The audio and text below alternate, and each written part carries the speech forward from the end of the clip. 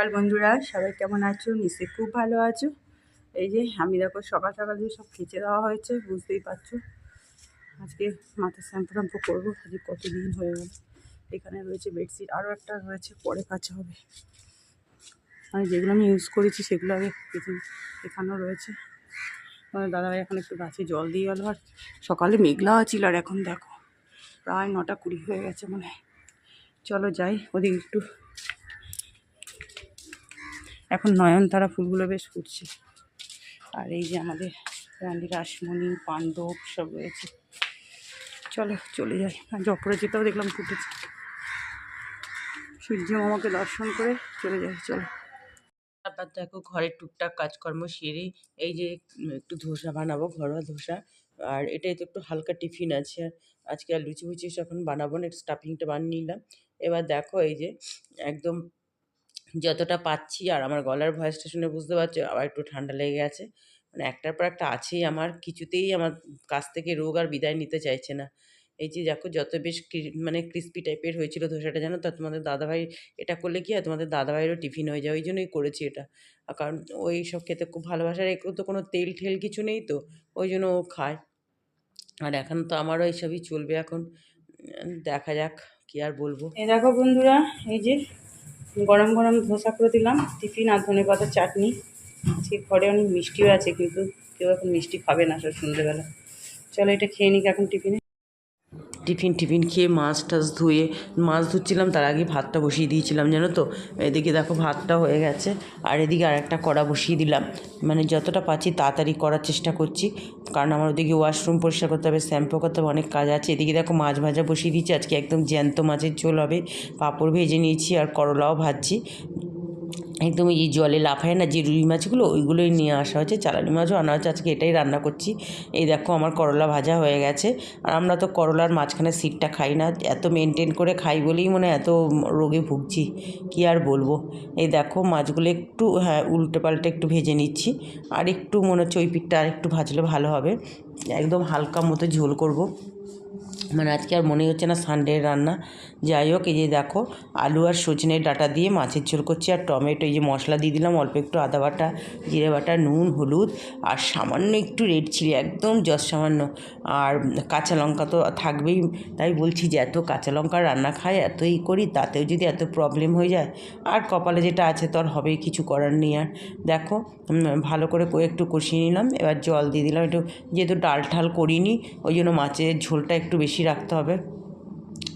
এই জন্য আর একটু জল দিয়ে দিলাম, কারণ দুবেলা হবে। তারপরে দেখো এই যে মাছগুলো দিয়ে দিলাম।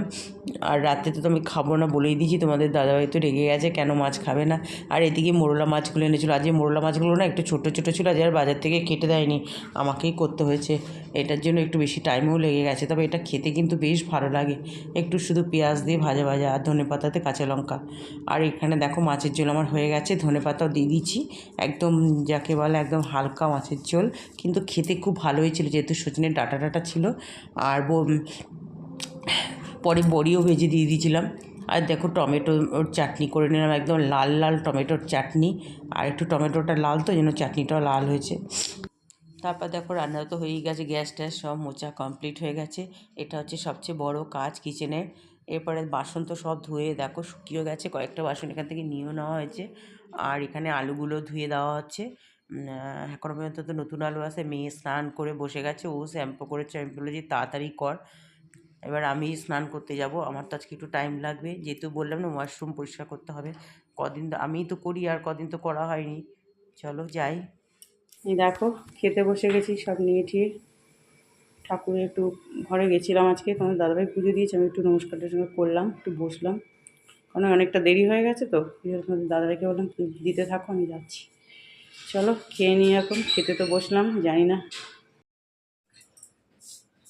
এই দেখো বন্ধুরা, এখন 4টের মতো বাজে, এখনও শুতে পারলাম না। একটু ওই ঘরের বিছানায় চাদর টাদর ঠিক করলাম, বালিশের কভার টভারগুলো বাবা মেয়ে দুজনে ভরলো। আর এই ঘরে বেস্ট এটাও কেচে দিয়েছিলাম, আমাকে সব পেতেও দিয়ে দিয়েছে। আর সব কটনে তোমাদের দাদাভাইয়ের শার্টগুলো বার করে দিলাম। এই হাফ শার্ট এতদিন একটু মিক্সড 2 একদিন পরেছে, ও আর যা গরম পড়েছে, কটন ছাড়া পরতে পারবে না।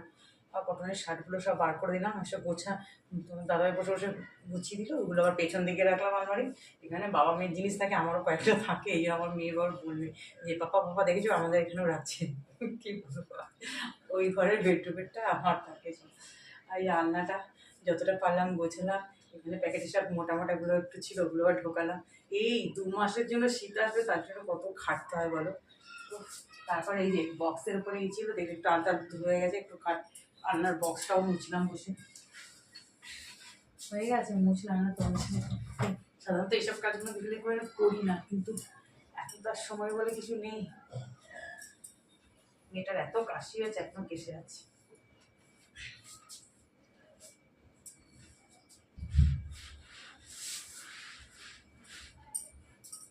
এই আলমারিটা মেয়ের যখন 5 বছর বয়স তখন কেনা হয়েছিল, কিন্তু এত ভালো রাজেন্দ্র এসে করতে যে এটা কেনা হলো, কিন্তু আলমারিটার এখানে না কালারটা এত হালকা নিয়ে নিয়েছে হোয়াইট, ওই জায়গায় কিরকম হয়ে গেছে।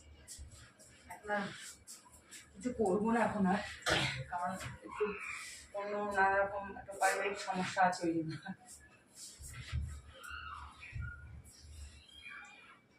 একটু বাজে